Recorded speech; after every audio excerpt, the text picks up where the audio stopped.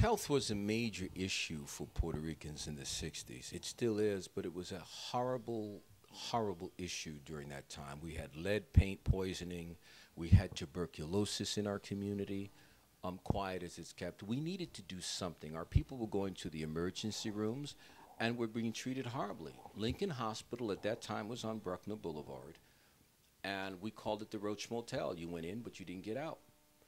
We needed to do something. We had already attacked the diet needs of our people by providing a free breakfast program. We discussed the contradictions in Christianity by taking over the People's Church. We had to do something with regard to health. We got a report one day. We had started to study, and this is important for Puerto Ricans who are thinking of attacking any institution. First, study it. We studied it. We watched the intake. We watched the people who were going in. We would question them coming out.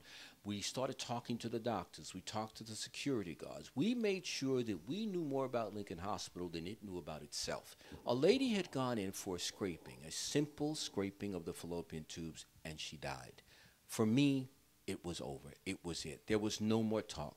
One of the problems we have is we'll talk an issue to death. There's a point at which you as a Puerto Rican, you as a Latino, cannot continue to say, let's discuss the damn issue. What are you going to do about it?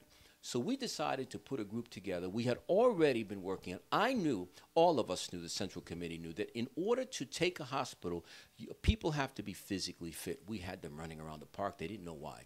We couldn't talk about it because if we did, whatever agent we had, informers in the group would begin to tell the police department and they'd be waiting for us. Number one rule, when you're going to do something, shut the hell up. One of the problems we have is that we talk so much to our women, to our families, anybody can get the information and hurt you with it. So we decided to keep it very cool. And on the day we were going to take the hospital, on that evening, we got everybody together in one house and wouldn't allow anybody out. We rented a truck.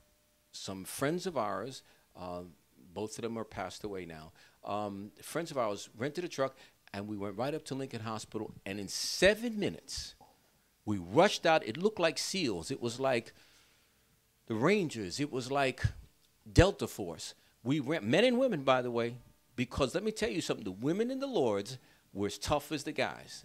Some of them I'd rather throw down with than some of the guys. But they ran out. We took over and since we knew the security guards, they were in shock. We said, baby, brother, stand still. We're going to do this. We ran in, took them off, ran up the stairs. We secured that hospital. We took it in 7 minutes, secured it in 15. All access gates, all egress gates. By the time the cops came, they were in shock, and it took them a long time to mobilize. We're taking over Lincoln Hospital. What were our demands? A Puerto Rican administrator, a new hospital. We wanted better care for students. We wanted a drug addiction program because we felt that our drug addicts were not being treated properly. The result?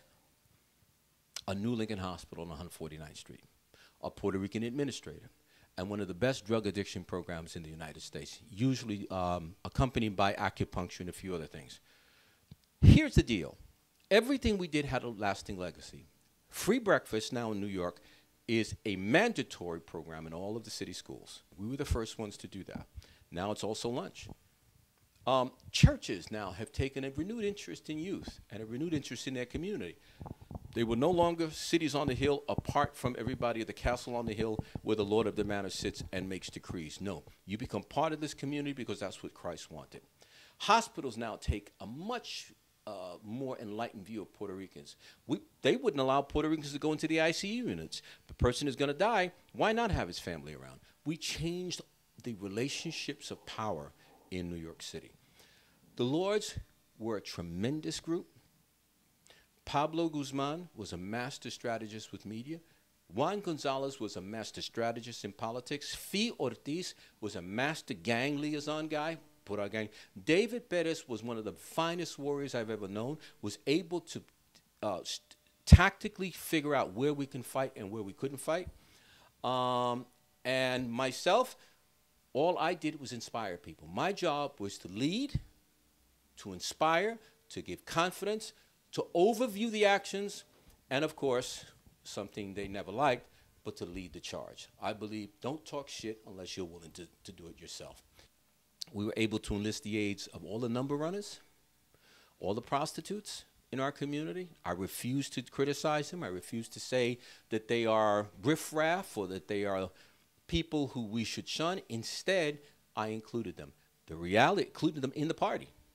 The reality is that the defense group, the group that fought the hardest, was made up mainly of drug addicts. I mean drug addicts, people who were active users.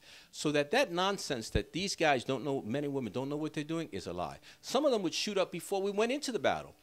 Every one of them proved himself in battle. We have to take a new look at our people, new look at how, what we call victimization, because they're not victims. We can change.